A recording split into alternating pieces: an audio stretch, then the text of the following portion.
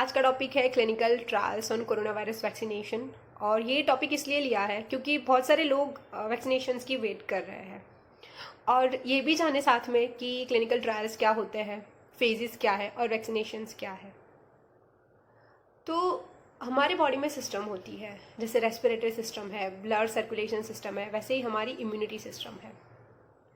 जब कोई बैक्टीरिया, कोई वायरल के एक्सपोजर में हम लोग आते हैं, यहाँ पे कोरोना वायरस है, उसके एक्सपोजर में आते हैं तो हमारे बॉडी में इनेट और एडेप्टिव इम्यूनिटी बनने लगती है और वो वायरस के अगेंस्ट में काम करती है और वो फाइट कर देती है वो वायरस के अगेंस्ट में। तो वो हुई हमारी नेचुरल इम्यूनाइजेशन।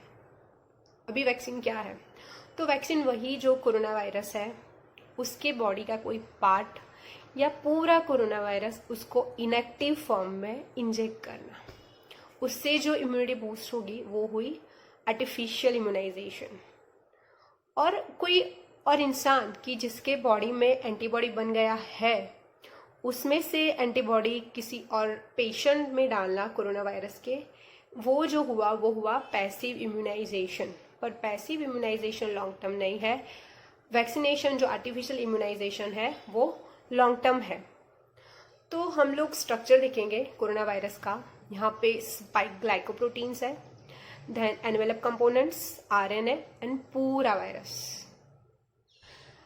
तो कई लैब्स स्पाइक ग्लाइकोप्रोटीन पे रिसर्च कर रही है, कई है वो आरएनए पे, कई है वो कंपोनेंट्स पे, तो कई है वो पूरे वायरस पे, पर इसको इनएक्टिव बना के। वैक्सीनेशंस कौन से टाइप पे होती है? एक होती है लाइव अटेन्यूएट वैक्सीनेशंस, फिर कील और inactivated vaccines, then conjugated subunit vaccines. ये कोरोना वायरस की वैक्सीनेशंस वो कील एंड इनएक्टिवेटेड वैक्सीनेशंस है। पहले तो वैक्सीनेशन कैसे बनती है? तो ये जो पूरा पार्ट, जो अगर पार्ट पे कर रहे हैं तो उसको अलग करो, पूरा वायरस है तो वो इनएक्टिव फॉर्म में आर्टिफिशियल फैसिलिटी में ग्रो करते हैं, उसको बढ़ाते हैं, फिर उसको एक्सट्रैक्ट करते हैं, उसमें से प्रोटीन पार्ट को आइसोलेट करके, कट करके, सेपरेट करके फिर इंजेक्ट करते हैं। इसके बाद होगा प्री क्लिनिकल स्टडीज। ये पोटेंशियल वैक्सीनेशन अभी रेडी है, वो जो 2-3 मंथ्स बनता है वो रेडी है। इसके बाद आएगी प्री क्लिनिकल स्टडीज, उसमें गिनी पिग, रैबिट, रैट उसके पे चेक होती है।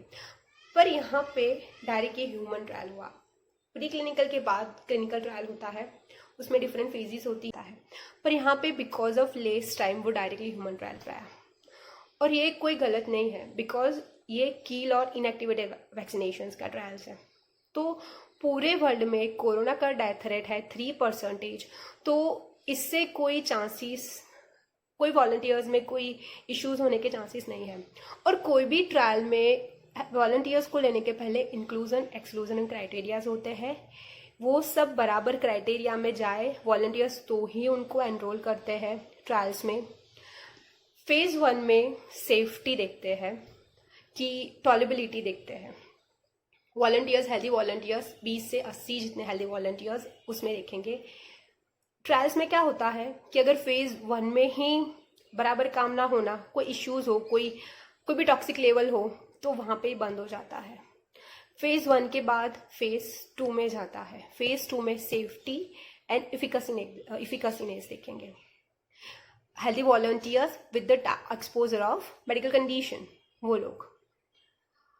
फेज 2 के बाद फेज 3 ट्रायल। फेज 3 ट्रायल भी लोग बढ़ेंगे इसमें, करीबन फेज 2 में रहते हैं 100, 200, 300 जितने, तो फेज 3 में 1000, 2000, 3000 इतने सारे लोगों पे होगा। फेज 3 रेंडोमाइज कंट्रोल ट्रायल है। रेंडोमाइज वो अलग अलग तरीकों से रेंडोमाइज करते हैं वॉलंटियर्स को, जो भी एक्सपोज हुए डिजीज में, वो लोग इसमें है तो उन लोगों को उसके बाद कंट्रोल है विद सलाइन। इन मीन आधे लोगों को वैक्सीनेशन है तो आधे लोगों को सलाइन है, पर ये नहीं पता कि किसको क्या है, क्योंकि ये स्टडी डबल ब्लाइंड स्टडी है। तो जो वॉलंटियर्स है उनको भी नहीं पता, जो रिसर्च कंडक्ट कर रहे हैं उनको भी नहीं पता। उन लोगों का आईडी होता है, आईडी के पीछे स्टिकर्स में लिखा हुआ होता है कि आइदर ये सलाइन है या वैक्सीनेशन है, पर वो बाद में पता चलेगा। अभी नहीं बताएंगे, नहीं बताते क्योंकि बायस आता है रिजल्ट में, इसलिए अभी कुछ पता नहीं चलेगा। और इसमें से अगर कोई वॉलंटियर्स को कुछ हुआ तो टेम्परेचर इंक्रीज होने के चांसेस रहेंगे, या फिर पेन फटीग वो तो नॉर्मल भी वैक्सीनेशंस में रहता है। उसके बाद अप्रूवल होने के बाद फेज 3 के बाद होगा FDA अप्रूवल, और बाद में फेज 4 जो है पोस्ट मार्केटिंग सर्वे।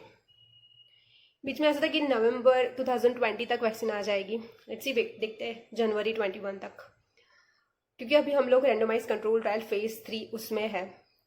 और मेडिसिन भी सब ले रहे हैं, tablet azithromycin, hydroxychloroquine, tablet lopinavir, ritonavir, then injection remdesivir, immunity boosters है, विटामिन सी, मल्टीविटामिन, जिंक, और साथ में सब होम रेमेडीज में बहुत फॉलो कर रहे हैं। तो पॉजिटिव रहो, होम रेमेडीज फॉलो करो, सेफ रहो।